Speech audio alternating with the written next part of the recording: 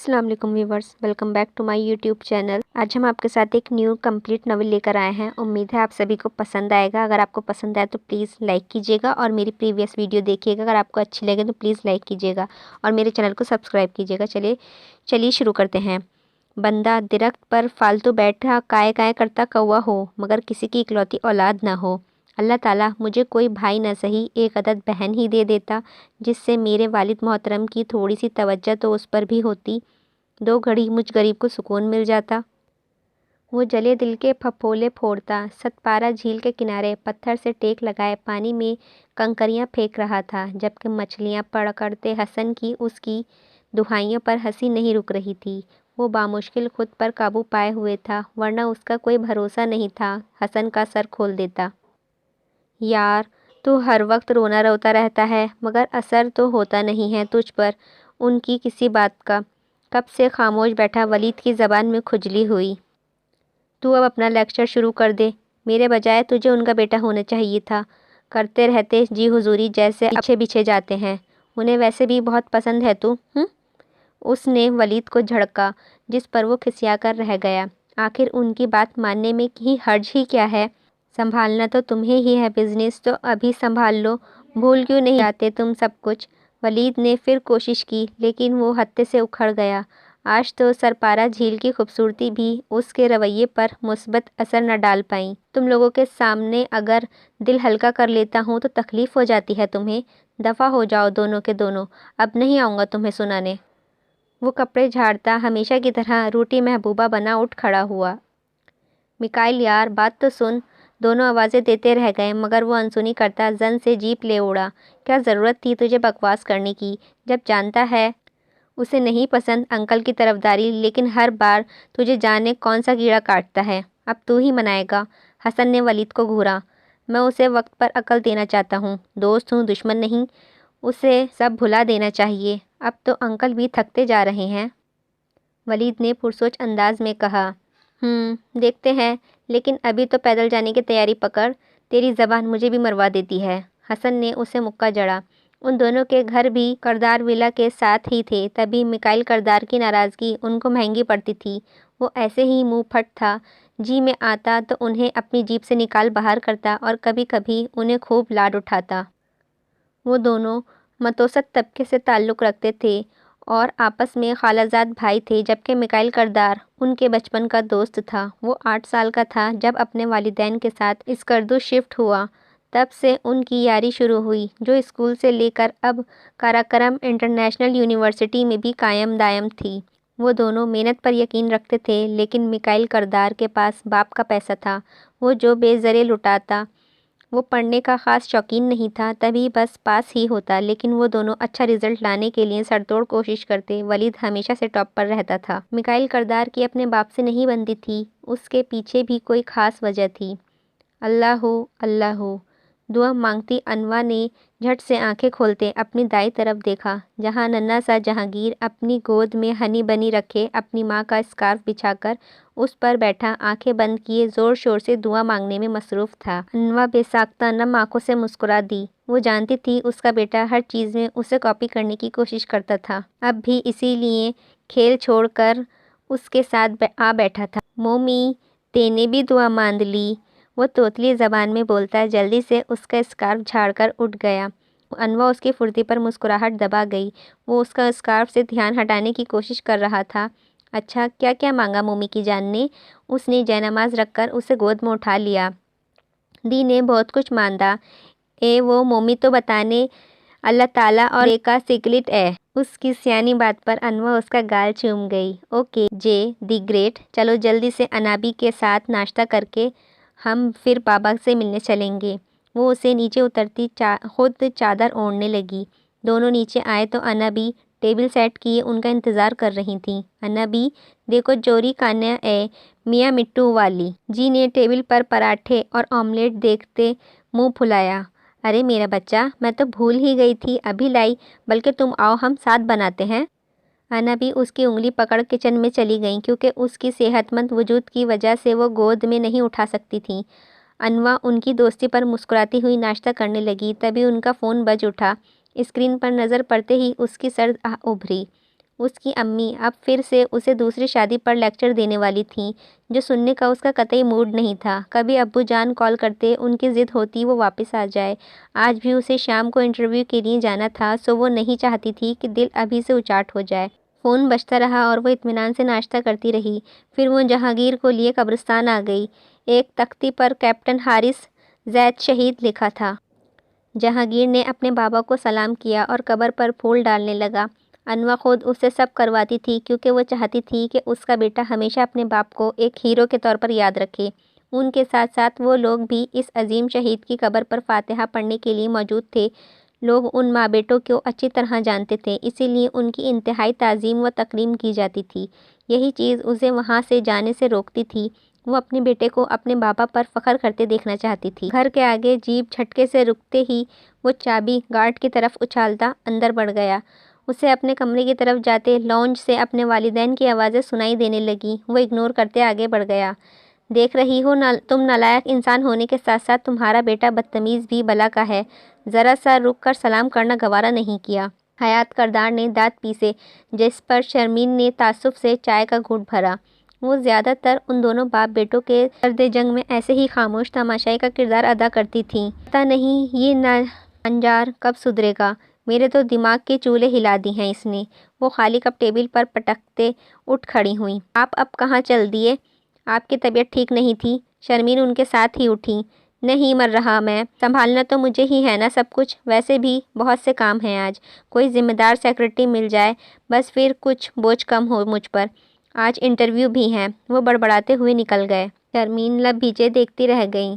ان کا رخ میکائل کے کمرے کی جانب تھا۔ انہوں نے کمرے میں جھانکا تو گپ اندھیرے نے ان کا استقبال کیا۔ وہ گھبراتے دل کے ساتھ کھڑکیوں سے پردے ہٹا گئیں۔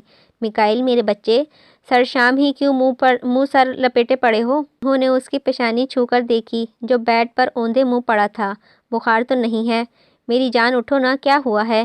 وہ اس کی پیشانی چومتے ہوئے بولیں جو ان کی گود میں سر رکھ گیا۔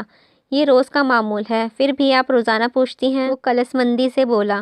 میرا بیٹے، مان کیوں نہیں لیتے تم ان کی بات؟ انہوں نے اس کے بالوں میں ہاتھ پھیرتے ہوئے پیار سے کہا۔ انہوں نے مانی تھی میری بات؟ اس نے سختی سے لب بھینچ لیے۔ اب تو بھول جاؤ، وقت گزر گیا ہے، زندگی میں آگے بڑھو، انہیں تمہاری ضرورت ہے، وہ اب تھکنے لگے ہیں۔ آج بھی ان کی طبیعت ٹھیک نہیں تھی۔ ان کی آواز بھر گئی۔ میکائل نے ضبط سے مٹھیاں بھینچیں، سر دوبارہ تکیے پر ٹکا لیا۔ وہ کچھ دیر اسے تکتے رہنے کے بعد کمرے سے چلی گئیں۔ دروازہ بند ہونے کی آواز پر میکائل کی آنکھ سے آنسو نکل کر تکیے میں جذب ہو گیا۔ دونوں باپ بیٹے اپنی انا کے پکے تھے۔ انواع جی کو انبی کے حوالے کرتی خود جلدی جلدی انٹرویو دینے پہنچی تھی۔ رکشہ راستے میں بہت سی سواریوں کو لیتا آیا تھا، جس کی وجہ سے وہ تھوڑی لیٹ ہو گئی تھی۔ کردار ٹرانسپورٹ کی شاندار بلڈنگ کو دیکھتے اس کے حوصلے پست ہوئے تھے۔ رہی صحیح کسر وہاں موجود نوکری کے لیے آئے امیدواروں کے رش نے پوری کر دی۔ وہ اپنا دوپٹہ درست کرتی ایک طرف بیٹھ گئی۔ اسے نوکری ملنے کے آثار تو نظر نہیں آ رہے تھے، مگر پھر بھی قسمت آزمائی کا سوچا۔ اس کے پاس BA کی معمولی سی ڈگری تھی، آگے پڑھنے کا وقت ہی نہیں مل پایا تھا۔ وہ انگلیاں چٹکاتی سب لڑکوں اور لڑکیوں کو دیکھنے میں مصروف تھی جو انتہائی پر اعتماد نظر آ رہے تھے۔ 2 گھنٹے بعد اس کا نام پکارا گیا تو لمبا سانس لیتے وہ اندر داخل ہوئی، جہاں میز کے دوسری طرف ایک ادھیڑ عمر اور 2 نوجوان بیٹھے تھے۔ وہ سلام کرتی بیٹھ گئی۔ آپ کا تجربہ ہے کہیں جاب کا؟ وہاں موجود عمر رسیدہ شخص نے اس کی فائل اٹھاتے ہوئے پوچھا۔ سر، میرا کوئی تجربہ نہیں ہے کام کرنے کا، اگر کوئی موقع دے گا تو ہی میں جاب کر پاؤں گی، پہلے کبھی زندگی میں ضرورت ہی نہیں پڑی۔ خود پر قابو پانے کے باوجود اس کے چہرے سے افسردگی جھلکی تھی۔ تو آپ میریڈ ہیں؟ کیپٹن حارث زید نام ہے آپ کے شوہر کا۔ کیا آپ بتا سکتی ہیں اب آپ کو کیوں ضرورت پڑی جاب کی؟ کوئی خاص وجہ؟ اس کی فائل جانچتے انہوں نے استفسار کیا۔ ایک آرمی کیپٹن کی بیوی ہو کر وہ نوکری کے لیے دھکے کھا رہی تھی۔ یہ بات انہیں تھوڑی عجیب لگی۔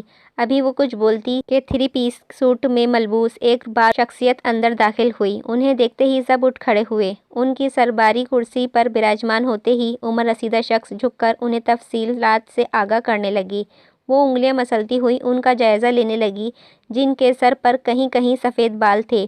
بڑھتی ہوئی عمر میں بھی کافی غضب کی پرسنالٹی تھی۔ جی تو مسز حارث زید، آپ کیا کہہ رہی تھیں؟ اب وہ باروب شخص اس کی طرف متوجہ ہوئے۔ وہ پراعتماد سی لڑکی تھوڑی گڑبڑائی، لیکن ان کے سوال پر ہمت متوجہ کرتی بول اٹھی، سر، وہ 3 سال پہلے سوات آپریشن کے دوران شہید ہو گئے تھے۔ وہ لوگ جو پہلے مشکوک نگاہوں سے اسے دیکھ رہے تھے، اب وہاں سناٹا چھا گیا۔ اوہ، ویری سوری۔ آپ سیکرٹری کی جاب کی جو ڈیوٹیز ہیں وہ کر پائیں گی؟ کچھ توقف کے بعد باروب سی آواز گونجی، جس پر اس نے حیرت سے انہیں دیکھا۔ سر، آپ مجھے؟ اس کی بوکھلاہٹ پر وہ مسکرا دیے۔ جی بالکل، آپ کا انتخاب کیا گیا ہے۔ سیلری اور باقی تفصیلات آپ کو جاوید صاحب بتا دیں گے۔ وہ کہتے ہوئے اٹھ کھڑے ہوئے۔ یہ حیات کردار ہیں، اس کمپنی کے مالک، ان کی ہی سیکرٹری منتخب کیا گیا ہے آپ کو، جاوید صاحب نے اسے بتایا۔ سب تفصیلات لیتے وہ خوشی خوشی وہاں سے نکل گئی۔ اس نے راستے سے جہانگیر کا پسندیدہ پتیسا بھی لے لیا۔ تانگا نظر آتے ہی وہ اس میں سوار ہو گئی۔ اسے یاد آیا حارث کو اس کے سنگ تانگے کا سفر کرنا بہت پسند تھا۔ وہ آس پاس کے سفر کے لیے تانگے کو ہی ترجیح دیتے تھے۔ حارث کے پاس اپنے والد کی پرانی گاڑی بھی تھی جو وہ کبھی کبھار ہی استعمال کرتے تھے۔ اس کی آنکھوں میں نمی گھلی تو وہ ایک دم ہوش میں آتے خود کو سنبھال گئی۔ ان کے خاندان میں امی ابو، بھائی بھابھی اور وہ اس کے چھوٹے 3 بہنیں تھیں۔ بھائی کی شادی سے پہلے تک وہ بہت سکون سے رہتے تھے، لیکن بھابھی کے آتے ہی ان کے گھر میں ہلچل ہونے لگی۔ اکلوتے بھائی کی بیوی ہونے کی وجہ سے وہ بہت روب جماتی، جس پر امی بدمزگی پیدا ہونے کے ڈر سے چپ سادے رہتی۔ اپنی دوسری بہنوں کے مقابلے میں وہ تھوڑی دبو قسم کی تھی، تبھی بھابھی کے عتاب کا نشانہ بنتی۔ ابو کا تعلق اسلامی جماعت سے تھا تو زیادہ تر وہ ان کے ہی کاموں میں مشغول رہتے۔ حارث زید سے اس کی شادی حارث اور ابو کی پسند سے ہوئی تھی۔ وہ BA کے پیپروں میں مصروف تھی جب حارث زید کی ان کے گھر آمد ہوئی۔ وہ ابو کے جگری دوست کا بیٹا تھا جن کا تعلق اسکردو گلگت بلتستان سے تھا۔ حارث نے آرمی جوائن کی تھی۔ اسی سلسلے میں کسی کام کی وجہ سے وہ 1 ماہ کے لیے ان کے گھر کے بیٹھک والے کمرے میں ٹھہرا تھا۔ انوا کی خاموشی طبیعت اور اپنے کام سے کام رکھنے والی عادت حارث کو اس کا اسیر کر گئی۔ امی اسے اتنی دور بھیجنے پر رضامند نہیں تھیں، مگر ابو نے ان کی ایک نہ چلنے دی۔ اس کی شادی میں بھابھی دبے دبے لہجے میں لوگوں سے اس کی اور حارث کی محبت کے من گھڑت قصے سناتی نظر آئیں، جس پر وہ ضبط کر کے رہ گئی۔ حارث زید کا پرسکون گھر اس کے لیے کسی جنت سے کم نہیں تھا۔ وہ اس سے نہایت محبت اور عزت سے پیش آتا تھا۔ انوا کو اس کا گرویدہ بنانے لگا۔ وہ اپنے والدین کا اکلوتا بیٹا تھا۔ اس کی انبی اور بابا انتہائی محبت کرنے والے لوگ تھے۔ وہ آپریشن میں شرکت کے لیے گیا تھا۔ یہ بات اس نے انوا سے منفی رکھی تھی کیونکہ وہ امید سے تھی۔ وہ اسے ذہنی دباؤ سے بچانا چاہتا تھا۔ کچھ دن بعد ہی انہیں اس کی شہادت پر خبر ملی۔ وہ بے یقینی سے بیٹھی رہی۔ ان کی شادی کو ہفتے بعد سال ہونے والا تھا۔ آرمی کی طرف سے پورے وقار کے ساتھ کیپٹن حارث زید کو دفن کیا گیا۔ وہ ساکت تھی۔ اس کی آنکھوں سے ایک آنسو نہ بہا۔ اسے اعلیٰ رتبہ ملا تھا۔ وہ شہید کی بیوہ تھی۔ اب اسے سمجھ آئی تھی حارث ہمیشہ اسے شہیدوں کی ماؤں اور بیویوں کے قصے کیوں سناتا تھا۔ وہ اسے ذہنی طور پر تیار کرنا چاہتا تھا۔ ہم فوجی اپنی جان ہتھیلی پر رکھ کر پھرتے ہیں، قوم کی حفاظت کے لیے ہر دم تیار۔ اس کے دماغ میں حارث زید کا خوبصورت لہجہ گونجا۔ اس کے گھر والے بھی آئے تھے۔ وہ اسے ساتھ لے جانا چاہتے تھے مگر وہ نہ مانی۔ اس کے گود میں جب جہانگیر آیا تو وہ کتنی دیر اسے سینے سے لگائے روتی رہی۔ جہانگیر کا نام بھی حارث زید کی خواہش پر رکھا گیا۔ حارث زید کی شہادت کے 1 سال بعد بابا کا انتقال کر گئے۔ پیچھے وہ تینوں رہ گئے۔ گھر والوں انبی نے بھی زور لگایا وہ دوسری شادی کر لے مگر وہ نہ مانی۔ وہ جہانگیر کو پراعتماد زندگی دینا چاہتی تھی جو اسے اپنی بھابھی یا سوتیلے لوگوں کی موجودگی میں ممکن نظر نہیں آتی تھی۔ وہ خود نوکری ڈھونڈ رہی تھی اور بالآخر آج اس کی محنت رنگ لائی تھی۔ رات وہ ڈنر کے بغیر سویا تھا، تبھی اب اس کے پیٹ میں چوہے بریک ڈانس کر رہے تھے۔ وہ جلدی سے اٹھتا، فریش ہو کر نیچے آیا مگر اپنے باپ کو ڈائننگ ٹیبل پر براجمان اخبار کھنگالنے دیکھ کر اس کا موڈ خراب ہو گیا۔ اپنی ماں کی گھوریوں پر وہ ناچار کرسی گھسیٹ کر بیٹھ گیا۔ کیا لوگے بیٹا؟ شرمین کی آواز پر حیات کردار نے نگاہیں اخبار سے ہٹا کر اسے دیکھا۔ ہاں بیٹا بتاؤ نا کیا لوگے؟ ارے ہاں میرا شہزادہ، کیا شوق سے کھاتا ہے؟ یہ مجھ سے بہترین کون جانے گا؟ نصیر خاں، انہوں نے شہداگین لہجے میں کہتے باورچی کو آواز دی۔ شرمین کے ساتھ ساتھ میکائل نے بھی آنکھیں پھیلائے باپ کو دیکھا۔ پہلی بار اس نے اپنے باپ کے منہ سے اپنے لیے محبت بھرا لفظ سنے تھے۔ ہضم کرنا مشکل تھا۔ جی صاحب، نصیر خاں مؤدب کھڑا بولا۔ اپنے میکائل صاحب کے لیے چیز پراٹھا اور مخصوص آملیٹ لے کر آؤ، ساتھ میں دودھ پتی کا کپ۔ ان کے حکم سے نامے پر نسرین خان بھی بوکھلا گیا، کیونکہ ایسی محبت اس نے بھی پہلی بار سنی تھی میکائل کے لیے۔ جی صاحب، وہ جلدی سے بھاگا۔ میکائل نے آنکھیں چھوٹی کیے انہیں بغور دیکھا۔ جناب عالی، آپ کو اگر کچھ دیر انتظار کی زحمت گوارا نہ ہو تو سرسری سا اخبار کا جائزہ لے لیں۔ انہوں نے استحضاء آئی برو اٹھائی۔ میکائل نے سر کھجاتے ان کے ہاتھ سے اخبار لے لیا۔ یہ جو بھی ہو رہا تھا اس کی سمجھ سے باہر تھا۔ برخوردار، یہ اخبار آپ نے الٹا پکڑا ہے، ایسے نہیں، ایسے۔ انہوں نے اس کے ہاتھ سے اخبار درست کیا۔ اسی دوران نصیر خان دوسرے ملازموں کے ساتھ مل کر اس کا ناشتہ لگانے لگی۔ اور کچھ تو نہیں چاہیے بیٹا جی آپ کو، اپنا مال ہے جتنا مرضی اڑاؤ۔ ان کی آواز میکائل کو اپنا مذاق اڑاتی محسوس ہوئی۔ اب اس کا ضبط جواب دے گیا تھا۔ کیا ہوا ہے آپ کو؟ کیوں ایسی بہکی بہکی باتیں کر رہے ہیں؟ اس نے بامشکل نارمل لہجے میں اپنا تو بھی کہاں باپ کا لحاظ کرتا تھا۔ ارے اب بھی تمہیں مسئلہ ہے؟ تمہاری ماں نے میرا دماغ کھا لیا تھا رات کو کہ میرا بیٹا اپ سیٹ رہتا ہے، آپ اس سے اچھے سے بات کیا کریں وغیرہ وغیرہ۔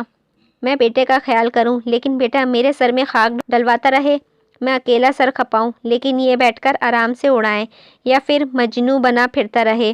مر جاؤں اس دن ڈھول بجانا تم دونوں ماں بیٹے۔ میکائل کا چھیڑنا انہیں غضبناک کر گیا تھا۔ ان کی بات پر شرمین نے دہل کر دل پر ہاتھ رکھ لیا۔ سب نوکر ہونک پن سے دیکھنے لگے۔ تماشا تو روز ہوتا تھا لیکن حیات کردار اتنے جذباتی نہیں ہوتے تھے۔ آپ کیسی باتیں کر رہے ہیں؟ ناشتہ تو کرتے جائیں۔ شرمین نے انہیں اٹھتا دیکھ کر التجا کی۔ پہلے ہی ان چکروں میں لیٹ ہو چکا ہوں، تم اپنے صاحبزادے کو ناشتہ کرواؤ، میرا کیا ہے؟ وہ شرمین کی پکار سنتے چلے گئے۔ اب وہ میکائل کی طرف پلٹی جو ساکت بیٹھا تھا۔ انہوں نے کچھ بولنا چاہا مگر وہ کرسی کو دھکیلتا گھر سے نکل گیا۔ وہ اس کے پیچھے بھاگی مگر اس نے مڑ کر نہ دیکھا۔ وہ لانچ میں سر پکڑ کر بیٹھ گئیں۔ جانے کب کردار ولا میں پرسکون دن آنا تھا۔ حیات کردار لاہور کے رہنے والے تھے مگر گلگت بلتستان کی خوبصورتی انہیں سکردو کھینچ لائی تھی۔ آئے تو وہ اپنے کاروبار کے سلسلے میں تھے مگر پھر یہیں کے ہو کر رہ گئے۔ ان کا اپنا ٹرانسپورٹ کا وسیع کاروبار تھا، کردار ٹرانسپورٹ کے نام سے، جو ان کی وراثت میں ملا تھا۔ وہ اپنے والدین کی اکلوتی اولاد تھے اور آگے ان کا خود بھی ایک ہی اکلوتا بیٹا تھا جو ان کی نظر میں سارے جہان کا نکما اور نکھٹو پیس تھا، جس کو آوارہ گردیوں سے ہی فرصت نہیں ملتی تھی۔ وہ اسے پرفیکٹ انسان بنانا چاہتے تھے اور اسی کوشش میں اسے شخصیت مسخ کرتے چلے گئے، اور اب بھی خود کو حق بجانب سمجھتے تھے۔ ان کی شادی اپنی تایاذات شرمین سے ہوئی تھی جو ایک خاموشی طبع خاتون تھیں۔ وہ دونوں باپ بیٹے کے جھگڑے میں ہی الجھی رہتیں۔ ان کا بیٹا اپنے باپ سے بیزار رہنے لگا تھا، اسے اپنی خواہش پوری نہ ہونے کا رنج تھا۔ مومی تا دالی آؤ جے، جو ابھی اٹھا تھا، اپنی ماں کو آئینے کے سامنے تیار ہوتا دیکھ کر آنکھیں مسلتا اٹھ بیٹھا۔ اوئے ہوئے، مومی کی جان اٹھ گیا۔ وہ بال بنانا چھوڑ کر جلدی سے اس کے پاس آئی۔ مومی آمتا دالیاں۔ اس کی تان وہیں اٹکی تھی۔ انواں اس کی چالاکی پر ہنس دی جو خود کو بھی اس کے ساتھ شامل کر گیا تھا۔ ہم نہیں، صرف میں جا رہی ہوں میری جان، آپ انابی کے ساتھ رکو گے؟ اس نے اس کا منہ دھولاتے ٹاول سے صاف کیا۔ لیتن دی کو مومی سے ساتھ لینا دیں۔ اس نے منہ بسوڑتے رونے کی تیاری پکڑی۔ مومی کا بیبی تو بہت اچھا بچہ ہے، وہ مومی کی بات مانتا ہے نا؟ اس نے جے کے چہرے اوپر اٹھایا۔ ہاں مانتا تو ہے، لیکن وہ مومی تے دول دانے سے دلتا ہے۔ اس کی بات پر انواں نے سہم کر اسے دیکھا اور ایک دم سے خود نے بھینچ لیا۔ میری جان، مومی اپنی جے کو کبھی بھی چھوڑ کر نہیں جائے گی، وہ ہمیشہ ساتھ رہے گی۔ وہ کام کرنے جا رہے ہیں تاکہ بہت سارے پیسے کما کر لائیں اور جے کے ساتھ خوب مزے کریں۔ وہ جے کو تھپکتے ہوئے بولی جو اس کے ساتھ لپٹا ہوا تھا۔ نہ جانے کس کی باتیں اس کے کان میں پڑ گئی تھیں۔ وہ جانتی تھی اس کا بیٹا اپنے ہم عمر بچوں سے زیادہ سمجھدار تھا۔ اگر جے چاہتا ہے سپر وومین بنے تو اسے چاہیے وہ مومی کا ساتھ دے۔ اس نے جے کا سر چومتے ہوئے کہا تو وہ جھٹ سے سر اٹھا کر اس کی گال پر اپنا چھوٹا سا ہاتھ رکھے اسے نیم آنکھیں دیکھنے لگا۔ شولی دے نے مومی کو رلا دیا۔ دے تاتا ہے مومی سپر وومین بنے اور تبھی نہ لوئیں۔ اس نے دھیرے سے ماں کا گال چوم لیا۔ ماں بیٹے کے لاڈ ختم ہو گئے ہوں تو آ کر ناشتہ کر لیں۔ دروازے پر کھڑی انابی ان دونوں کو دیکھ کر مسکرا دیں۔ وہ خوش تھیں اپنے پوتے کی اچھی پرورش پر اور چاہتی تھیں جہانگیر اپنی ماں کے ساتھ ہی رہے۔ کبھی کبھی انہیں اپنی خود غرضی پر افسوس بھی ہوتا مگر وہ بھی مجبور تھیں، اپنے پوتے کو رلتا نہیں دیکھ سکتی تھیں۔ ان کا بڑھاپا انہیں اس بات کی اجازت نہیں دیتا تھا۔ وہ در در کی ٹھوکریں کھائیں جے کو اس نے نیچے اتارا اور اپنے فون کی طرف لپکی جہاں زویا کالنگ جگمگا رہا تھا۔ زویا اس کی دوسرے نمبر والی بہن تھی، وہ جانتی تھی امی ہوں گی۔ فون اٹینڈ کر کے کان سے لگا کر اس نے ادھر ادھر نگاہیں دوڑائیں تو جے کمرے سے غائب تھا۔ السلام علیکم امی، کیسی ہیں آپ؟ اس نے بات کا آغاز کیا۔ وعلیکم السلام، میں تو ٹھیک ہوں، تم بتاؤ پھر رہی ہو؟ آخر تم کیوں ان نوکریوں کے چکر میں پڑ رہی ہو؟ تم 3 لوگ ہو، 2 دکانوں کے کرائے اور حارث کی پینشن سے اچھا گزر ہوتا رہا ہے۔ وہ تو شروع ہی ہو گئی تھی۔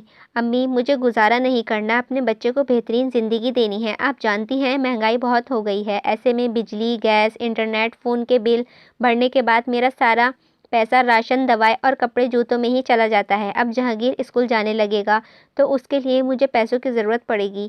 اس کی لمبی چوڑی دلیل پر کچھ لمحے کے لیے وہ خاموش ہو گئیں۔ تو تم یہاں آ جاؤ۔ ان کی دھیمی آواز سن کر وہ تلخی سے مسکرا دی۔ وہ اچھی طرح جانتی تھی وہاں جا کر اسے گھر کر دوسری شادی کروا دیتے جہاں ان کے بیٹے کی گنجائش نہ نکلتی اور وہ اس کا جیر رول جاتا۔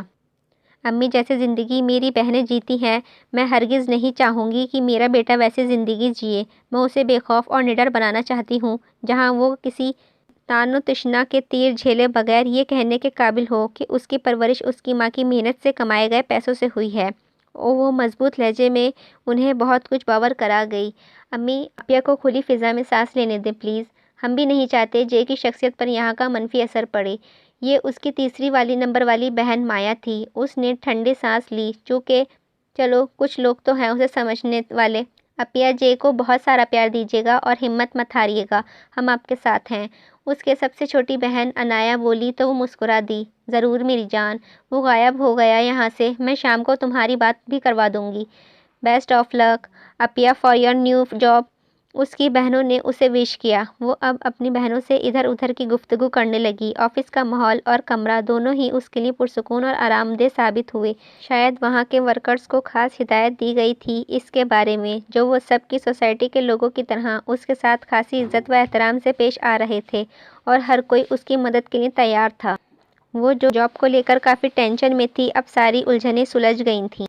جے کے لیے وہ انا بی کو کافی ہدایت دے آئی تھی، پھر بھی بار بار کال کر کے خیریت دریافت کر رہی تھی۔ انا بی اسے قریبی پارک لے گئی تھیں تو وہ کچھ مطمئن ہو گئی۔ کمپنی کے مالک اسے کافی پسند آئے تھے، ان کی پرسنالٹی بہت چارمنگ تھی، تبھی آفس کا ماحول ان کی شخصیت جیسا تھا۔ ابھی تک تو اس کا کام ان کی ساری ڈیلنگز کا ٹائم سیٹ کرنا تھا۔ ان کے پاس اپنی بسیں، رینٹ پر دینے والی گاڑیاں اور ٹرالے تھے۔ وہ شفٹنگ کے لیے ٹرک، ٹورسٹ گائیڈز اور جیپ وغیرہ بھی سیاحوں کے لیے مہیا کراتے تھے، اسی لیے ان کا کاروبار پورے پاکستان میں پھیلا ہوا تھا۔ جاوید صاحب نے حیات کردار کو دینے کے لیے فائل دی تھی جو لے کر وہ ان کے آفس میں آن پہنچی۔ دروازہ نوک کرنے پر اسے اجازت مل گئی۔ وہ باہر اس کے ساتھ کافی نرمی سے گفتگو کرتے جس سے وہ مزید ان کی گرویدہ ہو گئی تھی۔ سر، یہ فائل جاوید صاحب نے دی ہے۔ وہ ان کے سامنے ٹیبل پر فائل رکھتے ہوئے پلٹی، لیکن ان کی پکار پر رکنا پڑا۔ انوا بیٹا، اگر آپ برا نہ مانیں تو کافی بنا دیں گی؟ مجھے کافی تھکن ہو رہی ہے۔ وہ التجائی نظروں سے اسے دیکھنے لگے جس پر وہ خواہ شرمندہ ہو گئی۔ اسے وہ کافی بکھرے ہوئے لگے تھے۔ شیور سر، میں ابھی بنا کر لائی۔ وہ باہر آتے ٹیک شاپ سے پوچھتے وہاں چلی گئی۔ میکائل کو صبح سے دوپہر ہو گئی تھی، نہ کسی کی کال اٹھا رہا تھا نہ ہی کچھ کھایا تھا۔ ٹھنڈی ہوائیں چل رہی تھیں مگر وہ بیزاری سے پارک کے بیچوں بیچ بیٹھا تھا۔ بابا کے دیے گئے کامچوری کے تانوں کی وجہ سے اس کا موڈ سخت خراب تھا۔ وہ عموماً اس کو ڈانٹتے ہی رہتے تھے جس کا اس پر کوئی خاص اثر نہیں ہوتا تھا، مگر آج اس کو غصہ ملازمین کے سامنے عزت افزائی کرنے پر آیا تھا۔ ان کی دہاڑ پر وہ اپنی ماں کی منتوں کو بھی انسنا کرتا واک آؤٹ کر گیا تھا۔ جب بھی ان کو اکیلا رہنا ہوتا وہ اپنے گھر کے سامنے بنے پارک میں ہی آتا تھا۔ دور پھینک دیں، وہ یہ بھی کر گزرتا اگر سامنے درخت کے پاس کھدائی کرتا بچہ اس کی توجہ نہ کھینچتا۔ اس نے ٹھٹک کر اس بامشکل 3 سالہ کیوٹ سے بچے کو دیکھا جو اینٹ کو ایک ہاتھ سے اٹھانے کی کوشش کر رہا تھا۔ جب نہ اٹھائی گئی تو منہ کے برے برے زاویے بنانے لگا۔ یہ سارے کارروائی دیکھتے میکائل کا غصہ جھاگ کی طرح بیٹھ گیا۔ اس نے اپنی آنکھوں سے آپٹیکل فریم والے گلاسز اتارے اور دلچسپی سے اس بچے کو دیکھنے لگا۔ یہ لال سیب کس کا ہے؟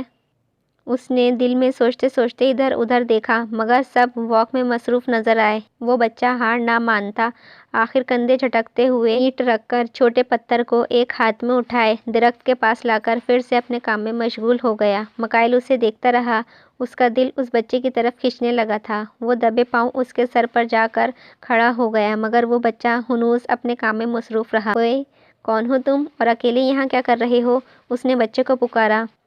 جے نے نگاہیں اٹھا کر غصے سے ان بدتمیز انکل کو دیکھا جو بدلحاظی سے اس کے ساتھ مخاطب تھے۔ اس نے ایسا لہجہ اپنے لیے پہلی بار سنا تھا۔ تبھی جواب دینا ضروری نہ سمجھا اور سر جھٹک کر پھر سے اپنے کام کرنے لگا۔ ایکسکیوز می، تم بہرے ہو؟ میکائل کو خود کا اگنور کیا جانا سخت تاؤ دلا گیا۔ اس نے اپنی ماں کے علاوہ کبھی کسی کو محبت سے نہیں بلایا تھا تو اسے نہیں معلوم تھا بچے صرف نرم لہجہ سمجھتے ہیں۔ تیا پلوبلا میں آپ تے ساتھ یہ پالک آپ کا تو نہیں ہے نا؟ جہانگیر نے انتہائی غصے سے کہا۔ اوئے، ابھی تم زمین سے اگے نہیں ہو اور زبان دیکھو 2 گز کی، میکائل نے اپنی بے عزتی پر تلملا کر کہا۔ اسے پارک کو پالک بنائے جانے پر ہنسی تو بہت آئی مگر خود کو دفاع بھی ضروری تھا۔ اسے موٹو بچے کا لال بھبو کا چہرہ مزہ دلا رہا تھا۔ میں اگا نہیں ہوں، آسمان سے اللہ تعالیٰ نے بچے اے اویل میں بہت اچھا بولتا ہوں، بدتمیزی آپ تلے او۔ اس نے ادھار رکھنا تو سیکھا ہی نہیں تھا۔ میکائل نے چھوٹی آنکھیں کیے اس کی 120 کی اسپیڈ سے چلتی زبان کو دیکھی۔ اس بچے میں اس کی دلچسپی مزید بڑھ گئی تھی۔ نام کیا ہے تمہارا؟ اس نے اس بار نرمی سے پوچھا۔ پہلے آپ بولیں، مجھے فرمائش پر میکائل نے بڑبڑاتے ہوئے خود کو آپ بولنے کے لیے تیار کیا۔ محترم، آپ اپنا نام بتانا پسند فرمائیں گے؟ میکائل نے زبردستی مسکراہٹ سجائی۔ نہیں۔ اپنے جواب پر جہانگیر اس کی اڑی رنگت دیکھتا کھلکھلا اٹھا۔ اس کی ہنسی پر میکائل نے بھی مسکراہٹ دبائی۔ مومی تیتییں ہر کسی تو اپنا نام نہیں بتاتے۔ اب کی بار وہ اپنے کھلونے اٹھا کر چل پڑا۔ میکائل نے بغور اس بچے کا ذمہ دار روپ ملاحظہ کیا۔ وہ بچہ ایک بینچ پر بیٹھی گفتگو کرتی 2 بزرگ خواتین کے درمیان اپنے کھلونے رکھتا موڑ کر اسے دیکھتا بھرپور ایٹیٹیوڈ سے ان کے ساتھ براجمان ہو گیا۔ اس کی اس ادا پر اپنی ہنسی قابو کرتا میکائل سر کھجا کر رہ گیا۔ وہ اپنی بدلتی کیفیت پر کنفیوژن کا شکار تھا کیونکہ میکائل کردار نے اس سے پہلے اپنی زندگی میں ایسا خوبصورت لمحہ نہیں گزارا تھا۔ وہ اس بچے سے دوبارہ ملنے کی خواہش لیے رخ موڑ گیا ورنہ اس کا دل کر رہا تھا اسے ان خواتین کے درمیان سے ہی اٹھا لائے مگر اس پر اغوا کا الزام لگ سکتا تھا۔ وہ اگلے دن دوبارہ یہاں آنے کا ارادہ کرتا پارک سے نکل آیا۔ اپنا ہینڈ بیگ چیک کرتی انوا کی نظریں جے پر پڑی۔ بڑبڑ کرتا انتہائی غصے میں اپنی بنی کا کان مروڑ رہا تھا۔ انوا ہنستی ہوئی نفی میں سر ہلاتی کھڑی ہوئی۔ جے، مومی کی جان، کیا ہوا ہے؟ وہ اس کو پیچھے سے ہی اٹھا کر بستر پر لے آئی۔ جے بیڈ مین سے بات نہیں تلیدا۔ وہ تیوں نام بتائے اپنا؟ وہ انوا کے پیٹ پر سر رکھتے ہوئے بولا۔ اپنی ماں سے لاڈ کرنے کے لیے اسے مختلف انداز ہوتے تھے۔ کون سے بیڈ مین؟ وہ جلدی سے سر اٹھاتی اسے دیکھنے لگی۔ اوئے مومی، ڈھلے نہیں دینے پالک میں ان انتل تو بہت اچھی طرح بتایا۔ وہ اپنی ماں کو پریشان دیکھ کر دلاسا دینے لگا۔ جو بھی تھا، آپ انا کے ساتھ ہی رہا کرو جہاں بھی جاؤ اور دوبارہ کسی سے بات کرنے کی ضرورت نہیں ہے، انڈرسٹینڈ؟ اس نے گھورا۔ یش باش۔ جے کے سیلیوٹ مارنے پر وہ نم آنکھوں سے مسکرا دی۔ اسے جے میں حارث زید کی شبیہہ دکھائی دیتی تھی، وہ بھی تو ایسے ہی کیا کرتا تھا۔ آپ لوئیں تو نہیں؟ بولا نا پکا انا کے ساتھ لاؤں گا۔ جے منہ بسور کر اس کے گال چوم گیا جس پر وہ اسے چھٹا چھٹ بوسے دیتی تھپک کر سلانے لگی۔ آج اسے پرسکون نیند آنی تھی، بہت بڑا بوجھ سر سے سرک گیا تھا۔ وہ گھر رات گئے تک آیا تھا۔ اس نے اپنی ماں کو خیریت کی اطلاع دے دی تھی تبھی وہ پرسکون نیند سو رہی تھیں۔ اس کے اپنے کمرے کی طرف بڑھتے ہی ایک سایہ بھی وہاں سے ہٹ گیا تھا۔ وہ آج پہلی بار دل سے خوش تھا۔ کیوں؟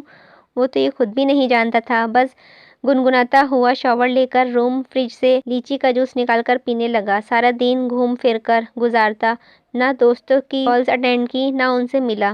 کچھ کھانے کا بھی دل نہیں کیا۔ اب بھی جوس کی بوتل ختم کر کے نیچے پھینکی اور کمفرٹر میں گھس گیا۔ اس نے جیسے ہی آنکھیں میچی ایک معصوم مگر غصہ بھرا لہجہ کانوں میں گونجا۔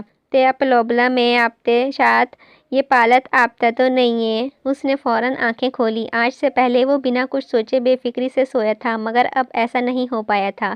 وہ تو طے تھا کہ اب وہ اس بچے کا پیچھا چھوڑنے والا نہیں تھا۔ پالک وہ زیر لب بڑبڑاتا کہا لگا گیا۔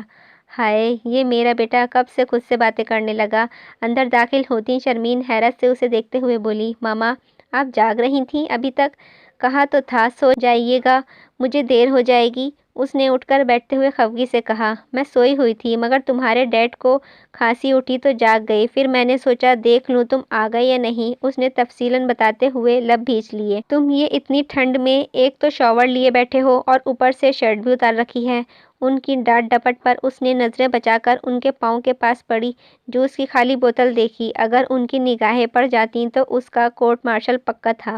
وہ انہیں وہاں سے ہٹانے کی ترکیب سوچنے لگا، پھر منہ پر مسکینی طاری کرتے ہوئے بولا، ماما یار اب آ ہی گئی ہیں تو کچھ کھانے کو دے دیں، صبح کا بھوکا ہوں۔ اس نے ایموشنل کارڈ کھیلا تو پھر تیر نشانے پر لگا۔ اف، میرا بچہ صبح سے بھوکا ہے، مجھے کیا پتا تھا؟ پھر بھی تم مجھے سونے کا کہہ رہے ہو۔ وہ جلدی جلدی بولتے ہوئے وہاں سے چلی گئیں۔ وہ شکریہ کا کلمہ پڑھتا وہاں سے بوتل اٹھا کر کھڑکی سے باہر اچھال گیا۔ ہمیشہ کی طرح پہلے اسے افسوس ہوا خود کے ہی گھر کی لان میں کچرا ڈالنے پر، پھر گنگناتا ہوا شرٹ پہننے لگا۔ گھر کی خاطر 100 دکھ جھیلے، گھر تو آخر اپنا ہے۔ اب رات کے 2 بجے اس کا رخ کچن کی طرف تھا جہاں اس کی ماں اس کا پسندیدہ کھانا لگا رہی ہوں گی۔ اشتہار انگیز خوشبوؤں پر ایک دم سے اس کی بھوک چمک اٹھی۔ جے آج مومی جلد واپس آ جائیں گی اور آپ کو اسکول میں ایڈمیشن دلوانے لے جائیں گی۔ قرآن پاک کو بند کرتے ہوئے انور نے جہانگیر کو کہا جو اس کے گلے میں باہیں ڈالے لٹکا ہوا تھا، مومی دے ابھی آپتے بیبی اے شے اسکول تے نہیں دانا۔ میں نے فوراً اس کے منصوبے پر پانی پھیر دیا۔ اوہ اچھا، میں نے سوچا تھا جے اب 3 سال کا ہو گیا ہے ماشاءاللہ، تو مجھے اس کو سائیکل لے کر دینی چاہیے تاکہ وہ باہر گلی میں گھوم پھر لیا کرے۔ چلو کوئی بات نہیں۔ انور نے مصنوعی تعصب سے آنکھیں پھیریں جبکہ سائیکل کے نام پر جے کے کان کھڑے ہو گئے۔ ممی دے اب اتنا بھی چھوٹا نہیں ہے، وہ بڑا بیبی ہے، سائیکل تو لے ہی جاتا ہے۔ انور اس کی چالاکی پر ہنس دی جو اپنے مطلب کی بات پر بڑا بن جاتا تھا۔ اچھا میرے بڑے بیبی۔ انور نے اس کو کھینچ کر زور سے چوما جس پر وہ کھلکھلا اٹھا۔ بہت ہو گئی مومی سے لاڈیاں، اب جلدی سے سپارہ اٹھاؤ اور سناؤ مجھے جو کل پڑھایا تھا۔ انور نے اس کا دھیان سپارے کی طرف کیا تو وہ سیدھا ہو کر بیٹھا اور ہلتا ہوا سبق یاد کرنے لگا۔ انور محبت سے اس کی ٹوپی درست کرنے لگی۔ وہ آفس جاتے جاتے بھی جے کو تاکید کر کے گئی تھی کہ وہ پارک میں کسی بھی اجنبی سے گفتگو نہ کرے۔ فون کی آواز پر اس کی آنکھیں بند کیے ہوئے تھیں۔ سائڈ ٹیبل سے اٹھ کر کان سے لگا لیا۔ ہیلو، مائیکل کردار ہیئر، اس نے غنودگی میں ہی کہا۔ مائیکل کردار کے بچے کہاں ہیں کل سے؟ ہم نے انکل اور آنٹی سے پوچھا تب جا کر پتہ چلا، ورنہ تو ہم نے تو ہمارا ہارٹ فیل کروانے کے لیے کوئی کسر نہیں چھوڑی تھی۔ حسن بنا رکے شروع ہو گیا تھا۔ صبح صبح میرا گدھوں کی آوازیں سننے کا بالکل موڈ نہیں ہے، اس نے جواب دے کر فون بند کرتے ہوئے دور اچھال دیا۔ فون مسلسل بجتا رہا مگر اس نے کان پر جوں تک نہ رینگی۔ اس کی اجازت کے بغیر کسی کو بھی اس کی زندگی میں داخل ہونے کی اجازت نہیں تھی۔ وہ 10 بجے کے قریب جاگا تھا۔ اس کی مما نے بھی اس سے لیٹ آنے کی وجہ سے نہیں جگایا تھا۔ ٹراؤزر شرٹ میں ہی بکھرے بالوں میں ہاتھ گھماتے ہوئے نیچے آیا، مطمئن سا تھا، لیکن حیات کردار اسی وقت تک آفس جا چکے تھے۔ سب ملازمین اپنے کاموں میں مصروف تھے جب نصیر خاں بھاگا ہوا آیا۔ میکائل بابا آپ کے لیے ناشتہ لے آؤں؟ وہ مؤدب لہجے میں اس سے مخاطب ہوا۔ تم لیچی کا فریش جوس لے آؤ، اور شبنم تم ماما کو بلا کر لاؤ۔ اس نے بیک وقت دونوں کو آرڈر دیا اور لاؤنج سے صوفے پر دھپ سے گر گیا۔ اٹھ گیا میرا بچہ؟ ضرور، آج ماں کے ہاتھ سے بنے آلو والے پراٹھے کھانے ہوں گے۔ شرمین آتے ہی اس کے دل کی بات بتا گئی جس پر وہ ہنستے ہوئے سیدھا ہوا۔ یس بیوٹیفل لیڈی۔ وہ سینے پر ہاتھ رکھے آنکھیں بند کر گیا۔ اچھا وہ تو ٹھیک ہے، لیکن تم یہ بتاؤ حسن اور ولید کے فون کالز کیوں نہیں اٹینڈ کر رہے؟ نہ 2 دنوں سے ان سے ملے ہو بیٹا، ان کی کسی بات کی سزا دے رہے ہو؟ تم اچھی طرح جانتے ہو وہ تمہارے مخلص دوست ہیں۔ شرمین ان کو سمجھانے کی کوشش کرنے لگی جو سراسر بیکار تھا۔ آپ نے میرا اچھا بھلا موڈ خراب کر دیا ہے، جا رہا ہوں میں۔ وہ فوراً سے بیشتر جوتے پہنتا اٹھنے لگا تو شرمین ایک دم گھبرا گئیں۔ وہ کبھی اپنے بیٹے کو سمجھ نہیں پائی تھیں، جانے کون سی بات اس کی طبیعت پر گراں گزرے۔ میرے بچے اب مما کو بھی یوں پریشان کرو گے؟ وہ نم لہجے میں بولیں جس پر وہ سرد آہ بھرتا ہوا ان کے کندھوں پر بازو پھیلا گیا۔ یار مما، آپ جانتی ہیں مجھے ایسے دوسروں کی طرف داری کرنا سخت ناپسند ہے۔ وہ دونوں اتنے معصوم نہیں ہیں جتنا آپ نے سمجھ رکھا ہے، ہمیشہ وہی بات کرتے ہیں جس سے مجھے سخت چڑ ہے۔ شرمین سمجھ گئی تھی وہ کون سی بات تھی۔ وہ تھکے ہوئے انداز میں ان کے کندھے پر سر رکھ گئیں۔ آپ بے فکر رہیں، جب موڈ ہوگا تو مل لوں گا۔ مرے نہیں جا رہے وہ، اس نے ہنستے ہوئے ان کے پیشانی چوم کر کہا، جس پر وہ اس کا مکہ جڑ گئیں۔ وہ مزے سے ناشتہ کرتا ہوا پارک جانے کی تیاری کرنے لگا۔ دوستوں کی مسلسل آتی کالز کو اگنور کرتا وہ سیل فون گھر ہی چھوڑ گیا تھا۔ ایک مہینے میں ہی اچھی طرح سے آفس میں ایڈجسٹ ہو گئی تھی۔ حیات کردار کو اس کے ہاتھ کی کافی بہت پسند آئی تھی، تبھی روزانہ وہی بنا کر دینے لگی تھی۔ اب بھی لنچ بریک آنے والا تھا تو اس نے سوچا جلدی سے کافی بنا کر رکھ آئے۔ وہ کافی لے کر جیسے ہی کمرے میں داخل ہوئی، اس کی چیخیں نکل گئیں۔ حیات کردار ہوش و خروش سے بیگانہ آڑے ترچھے صوفے پر پڑے تھے۔ اس کے شور پر سارے آفس کا اسٹاف اکٹھا ہو گیا۔ جاوید صاحب جلدی ان کو ہاسپٹل لے گئے تھے اور ان کے گھر بھی کال کر دی گئی تھی۔ انواع کو حیات کردار کی سخت ٹینشن تھی۔ اپنے کیبن کی طرف جاتے ہوئے وہ بے چینی سے ہتھیلیاں مسل رہی تھی جب اس کے کانوں میں آفس کے ورکرز کی آواز پڑی، یار حیات صاحب کی اولاد نہیں ہے کیا؟ کسی نے متجسس لہجے میں پوچھا۔ ہے تو ایک بیٹا، کسی نے جواب دیا۔ ریئلی؟ پھر وہ آفس تو کبھی نہیں آیا، ہو سکتا ہے کسی دوسرے شہر یہ آفس سنبھالتا ہو۔ اب کی بار قیاس آرائی کی گئی۔ نہیں، وہ یہیں رہتا ہے، ہمارے ایک آفس کولیگ نے بتایا تھا۔ پتہ نہیں کیوں کبھی آفس نہیں آیا۔ ان کی گفتگو جاری تھی جب وہ اپنے کیبن میں آ گئی۔ نہ جانے کیا مسئلہ ہے حیات سر کے ساتھ، ہمیشہ پریشان اور جھنجھلاہٹ میں ہی نظر آتے ہیں۔ وہ پرسوچ انداز میں بیٹھی رہی۔ پارک میں داخل ہوتے ہی اس نے کل والی جگہ پر اس بچے کو ڈھونڈا مگر وہ موجود نہیں تھا۔ اس نے سرسری سا اطراف کا جائزہ لیا مگر بے سود ثابت ہوا۔ اس سے پہلے کہ وہ مایوس ہو کر پلٹتا، بینچ پر کل والی بزرگ خاتون کے ساتھ بیٹھے بچے پر اس کی نظر پڑی تو مسکرا اٹھا۔ آج وہ بچہ اپنی گود میں بنی لیے اس سے کھیلنے میں مصروف تھا۔ میکائل کا سمجھ آ گئی تھی یہ صرف اس سے بچنے کا ناکام کوشش تھی۔ وہ بے ساختہ بینچ کی طرف بڑھ گیا۔ السلام علیکم آنٹی، میرا نام میکائل کردار ہے۔ وہ بنا سوچے سمجھے بزرگ خاتون کو معذب انداز میں مخاطب کر گیا۔ وعلیکم السلام بیٹا، معذرت کے ساتھ مگر میں نے آپ کو پہچانا نہیں۔ وہ خاتون تھوڑی ہچکچاتے ہوئے بولی، جبکہ جہانگیر اسے دیکھتا رخ پھیر گیا۔ میکائل تو آم کی گٹھلی جتنے بچے کے ایٹیٹیوڈ پر ہی اش کر اٹھا۔ جی آنٹی، میں بس یہاں واک کے لیے آتا ہوں، روزانہ تو آپ لوگوں کو دیکھتا ہوں۔ اصل میں مجھے بچوں سے بہت زیادہ لگاؤ ہے، تبھی آپ کے بچے کی طرف دل ہمکنے لگتا ہے۔ اگر اس کا کوئی جاننے والا اس وقت اس کی باتیں سن لیتا تو بے ہوش ہو جاتا۔ اوہ اچھا، میرا جہانگیر ہے ہی اتنا پیارا، جو بھی دیکھتا ہے گریدہ ہو جاتا ہے۔ صدا کی نرم دل انا بھی فوراً اس کی چکنی چپڑی باتوں میں آ گئی تھی، جبکہ جے نے صدمے سے ان کی دیکھا جو اس کو دھڑلے سے نام بتا گئی تھی۔ اوہ ماشاء اللہ، جے نام ہے اس کیوٹ بچے کا۔ میں نے بس آج اس کو کھیلتے نہیں دیکھا تو پوچھنے آ گیا۔ طبیعت تو ٹھیک ہے نا آپ دونوں کی؟ اس نے ہنسی دبائے اپنے لہجہ سنجیدہ بنانے کی کوشش کی۔ جی بیٹا الحمدللہ طبیعت تو ٹھیک ہے، بس یہ آج پتہ نہیں کیوں یہیں جم کے بیٹھا ہے، اس کی وجہ سے میں بھی اپنا چکر نہیں لگا پائی۔ انہوں نے اپنی رام کہانی سنا ڈالی۔ اوہ آپ ایسا کریں، اپنی واک مکمل کریں، تب تک میں بیٹھ جاتا ہوں یہاں۔ اس نے فکرمندانہ انداز اپنایا۔ اچھا چلو ٹھیک ہے، اللہ تعالیٰ تمہارا بھلا کرے، میں 20 منٹ تک آتی ہوں۔ وہ جہانگیر سے پوچھے بغیر اٹھ کھڑی ہوئی۔ میکائل اس کی اڑی رنگت دیکھتا چڑھانے کے لیے پھیل کر بیٹھ گیا۔ اور وہیں جہانگیر صاحب، نام تو تمہارا اپنی پرسنالٹی کی طرح جاندار ہے۔ اب یہ بتاؤ، مجھ سے چھپنے کی کوشش کی جا رہی تھی نا؟ کل تو بڑی بڑکے مار رہے تھے، آج خود ہی ڈر گئے؟ وہ استہزائیہ کہکا لگا اٹھا۔ دیش شیشے وی نہیں ڈلتا ہے، وہ تو دیتی مومی نے بولا تھا بیڈ انتل سے دور لینا۔ آپ ویسے بھی بہت بھولے لائر ہو۔ اس کی سیدھی بات پر میکائل کی تو آنکھیں ہی ابل پڑیں۔ تم ہو کیا چیز؟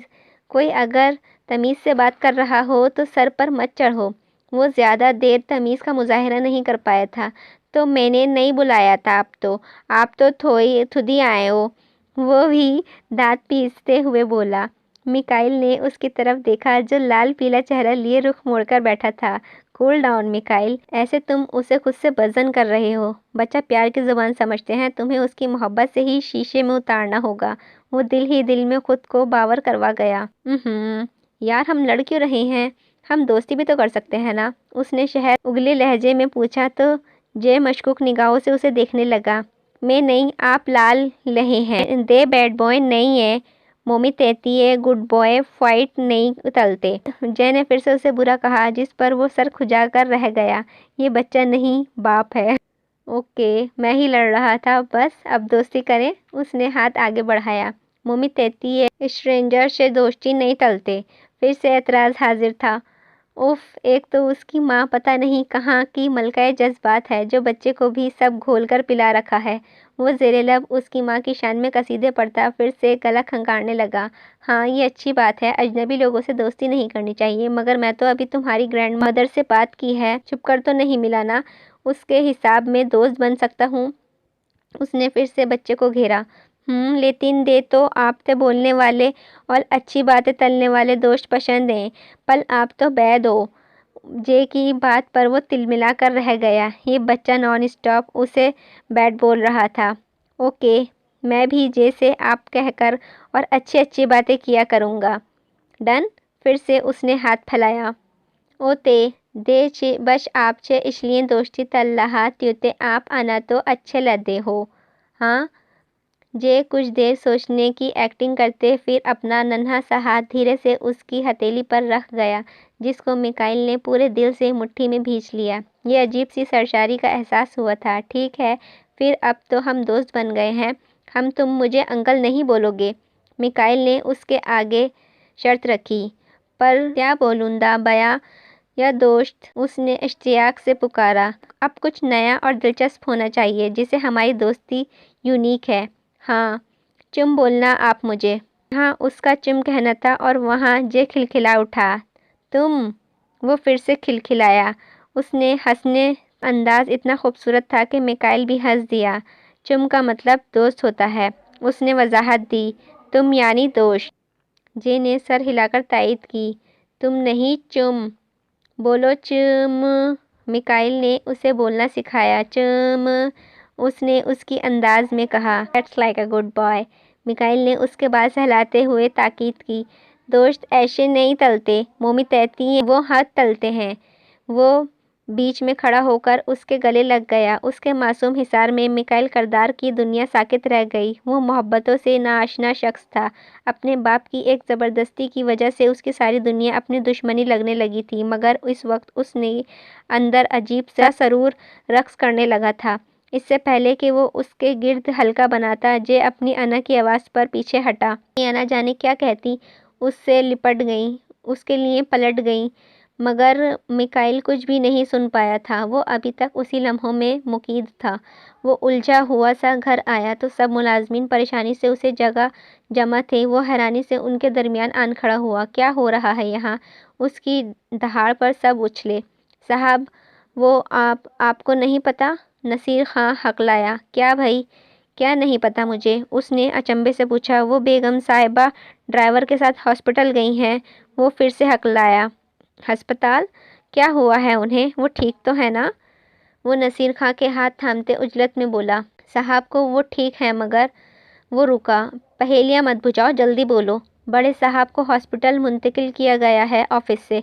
میکائل کی گرراہٹ پر وہ جلدی سے بات مکمل کر گیا۔ ڈیڈ کون سا ہاسپٹل گئے ہیں؟ جلدی سے مجید سے پوچھو۔ وہ اپنے بالوں کو مٹھیاں بھینچتا وحشت بھرے لہجے میں بولا۔ ہسپتال کا معلوم ہوتے ہی وہ جلدی سے بھاگا۔ راستے میں کافی جگہ اس کا ایکسیڈنٹ ہوتے ہوتے بچا تھا مگر اس نے پرواہ نہیں کی۔ ہاسپٹل پہنچنے کے ساتھ وہ کاؤنٹر سے حیات کردار کا روم نمبر پوچھتے وہاں پہنچا تو کوریڈور میں ہی حسن اور ولید کے ساتھ بیٹھی اپنی ماں پر نظر پڑی۔ ماما کیا ہوا ہے ڈیڈ کو؟ وہ گھٹنوں کے بل نیچے بیٹھا ماں کے دونوں ہاتھ تھام گیا۔ میکائل میرے بچے، انہیں ہوش نہیں آ رہا۔ وہ روتے ہوئے اس کے سر پر اپنا سر ٹکا گئیں۔ کیا ہوا ہے؟ اس نے ماں کو خود سے الگ ولید سے پوچھا۔ فکر کی بات نہیں ہے، بس بلڈ پریشر لو ہو گیا تھا جس کی وجہ سے وہ بے ہوش ہیں، ورنہ سب نارمل ہے، ولید نے سنجیدگی سے بتایا۔ ڈاکٹرز چیک اپ کر رہے ہیں، سب ٹھیک ہو جائے گا انشاءاللہ۔ حسن نے بھی اسے تسلی دی جس پر وہ سر ہلا گیا۔ آگے کا ناول کنٹینیو رہے گا۔ امید ہے یہ آپ کو پسند آ رہا ہوگا۔ اگر آپ کو پسند آیا ہو اور جے کا کریکٹر آپ کو کیسا لگا، جے کا بولنا کیسا لگا، پلیز مجھے کمنٹ میں بتائیں، اور آپ کو کیسا ناول کیسا لگا مجھے کمنٹ میں بتائیے گا، اور اگر آپ کو اچھا لگے تو پلیز لائک کیجیے گا، میرے چینل کو سبسکرائب کیجیے گا۔ اللہ حافظ۔